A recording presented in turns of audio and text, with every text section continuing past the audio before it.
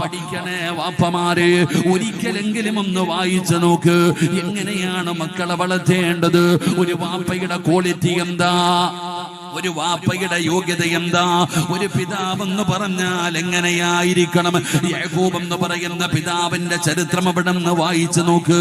സാധാരണ ഒരു പ്രവാചകനല്ല, പാരമ്പര്യമായ ആ കുടുംബം മുഴുവനും പ്രവാചക പരമ്പരയാണ്. യാക്കൂബ് നബിയുടെ വാപ്പയാണ് ഇസ്ഹാഖ് നബി അലൈഹിസ്സലാം. ആ കുടുംബത്തിലെ സഹോദരനാണ് ഇസ്മായിൽ നബി അലൈഹിസ്സലാം.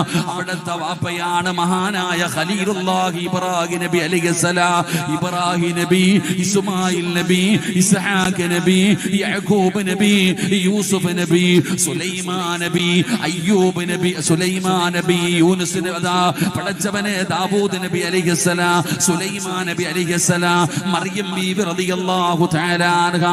ആ പരമ്പര ഇങ്ങനെ കടന്നു വരികയാണ്. പ്രവാചക പരമ്പരയാണ്, പ്രവാചക പരമ്പരയാണ്. അതുകൊണ്ട് എന്റെ പ്രിയപ്പെട്ട ഉപ്പമാരോട് ഉമ്മമാരോട് യാക്കൂബ് എന്ന് പറയുന്ന പിതാവിനെ കുറിച്ച് അല്ലാഹു പറഞ്ഞു തരുമ്പോ ഒന്ന് പഠിക്കണേ. യാക്കൂബ് നബി ആരാണ്? ആ യാക്കൂബ് നബി എന്ന് പറയുന്ന പിതാവ് ആരായിരുന്നു? ആ പിതാവിൽ നിന്ന് ഞാനും നിങ്ങളും പഠിക്കേണ്ട പാഠം എന്താണ്? അല്ലാഹുവിന്റെ ഖുർആൻ അവിടെ നിന്ന് പറയുകയാ, പടച്ച റബ്ബേ, ഞങ്ങളുടെ മക്കളെ ദുനിയാവിലും ആഖിറത്തിലും ഉപകരിക്കുന്ന മക്കളിൽ നീ പെടുത്തണേ അല്ലാ. എന്റെ പ്രിയപ്പെട്ടവരെ, യാക്കൂബ് നബിയുടെ ചരിത്രമെടുത്ത് വായിച്ചു നോക്കൂ.